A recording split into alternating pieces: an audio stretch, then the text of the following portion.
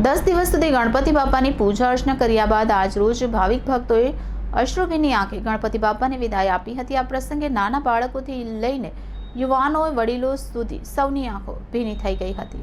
જેનું સર્જન છે તેનું વિસર્જન પણ છે। એ વાત હિન્દુ સંસ્કૃતિના આરાધ્ય દેવ ભગવાન ગણેશ સમગ્ર સૃષ્ટિને શીખવી રહ્યા છે। ગણેશ ચતુર્થી પર જેમની વાજતે ગાજતે સ્થાપના કરવામાં આવી તેવા ગણપતિ બાપાને આજ રોજ અનંત ચૌદસના દિને અશ્રુભીની વિદાય આપવામાં આવી હતી।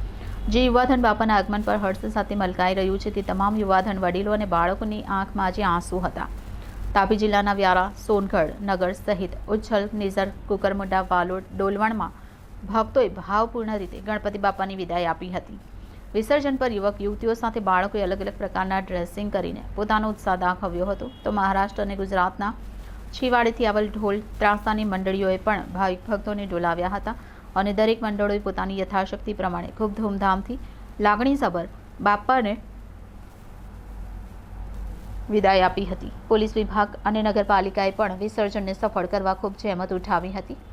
વિઘ્નહર્તા દેવ સર્વના વિઘ્ન હરે અને મંગળ કરે એવી પ્રાર્થના સાથે ગણપતિ બાપા મોર્યા, અગલે બરસ તો જલ્દી આના અને હે પ્રભુ આ 10 દિવસમાં અમારાથી જો કોઈ ભૂલ થઈ હોય તો પોતાના બાળક સમજીને માફ કરજો એવી પ્રાર્થના સાથે ભાવિક ભક્તોએ ગણપતિ બાપાને અશ્રુભીની વિદાય આપી હતી। Reporter Pindeshwari Shah, City Golden News, Tapi.